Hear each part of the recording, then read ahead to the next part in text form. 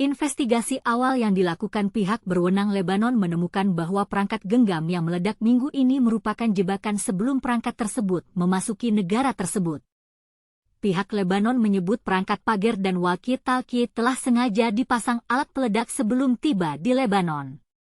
Sebuah email dikirimkan ke perangkat tersebut untuk memancing ledakan terjadi. Tapi, bagaimana mungkin perangkat tersebut dapat dipasang alat peledak sebelum tiba di Lebanon? Apakah ada kemungkinan bahwa pihak Lebanon telah mengabaikan keselamatan perangkat tersebut? Ataukah ada pihak lain yang terlibat dalam serangan ini? Ledakan perangkat komunikasi pagar terjadi di sejumlah wilayah Lebanon pada Selasa 17 September. Sehari berselang, giliran sejumlah walkie-talkie meledak di Lebanon. Ledakan massal itu mengakibatkan 37 orang meninggal dunia dan ribuan lainnya terluka. Bagaimana pihak Lebanon dapat menjamin keselamatan warganya setelah serangan ini? Pemimpin Hizbullah, Hassan Nasrallah, juga telah buka suara usai ledakan massal menyasar perangkat komunikasi pagar dan walkie-talkie terjadi di Lebanon. Nasrallah mengakui serangan itu sebagai pukulan bagi Hizbullah. Dengan nada menantang, Nasrallah menyatakan Israel akan menanggung hukuman yang setimpal atas peristiwa ledakan di Lebanon. Nasrallah menilai serangan perangkat komunikasi di wilayah Lebanon sebagai deklarasi perang. Dia menyebut pihaknya akan menuntut balas kepada Israel. Tapi, apakah Hizbullah memiliki cukup bukti untuk menuduh Israel atas serangan ini? Apakah Israel benar-benar terlibat dalam serangan ini? Ataukah ada pihak lain yang terlibat dalam serangan ini? Sehari setelah ribuan pagar meledak di Lebanon, lebih banyak lagi ledakan perangkat genggam, termasuk walkie-talkie, laptop, dan radio, menewaskan sedikitnya 14 orang dan melukai 450 orang.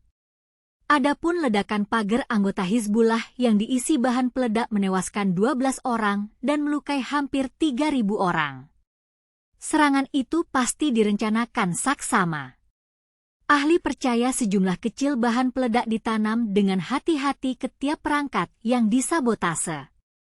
Tak perlu banyak bahan peledak, karena jarak dekat dengan tubuh manusia berarti akan menyebabkan cedera meski hanya beberapa gram, kata Alan Woodward, profesor keamanan siber di Universitas Surrey.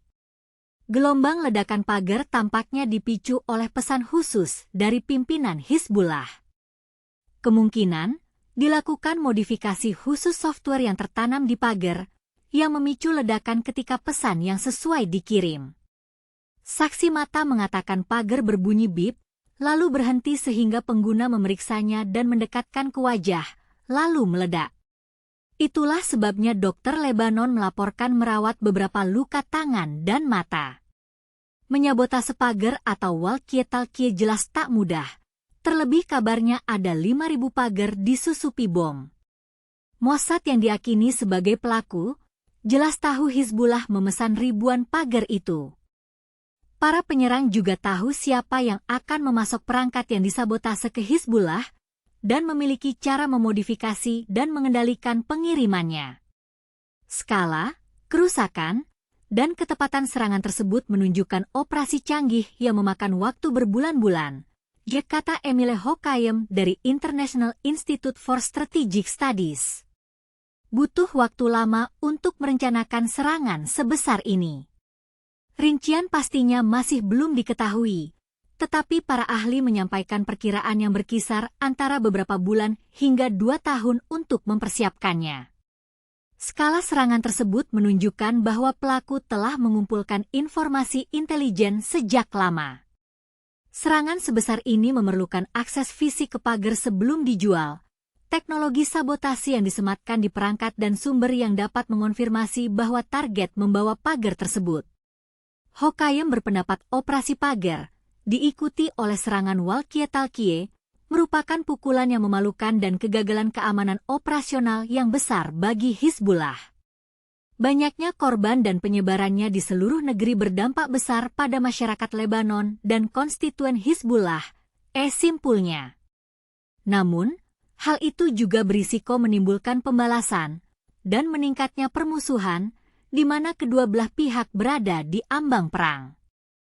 Terlebih selain anggota Hizbullah, banyak warga sipil yang terluka saat perangkat meledak. Satu video merekam pagar yang meledak di sebuah toko kelontong dan video lainnya memperlihatkan orang dewasa dan anak-anak dirawat di rumah sakit dengan luka traumatis yang parah. Bagaimana pihak Lebanon dapat menjamin keselamatan warganya setelah serangan ini? Apakah Hizbullah dapat membalas dendam atas serangan ini? Ataukah akan terjadi perang yang lebih besar di wilayah Lebanon?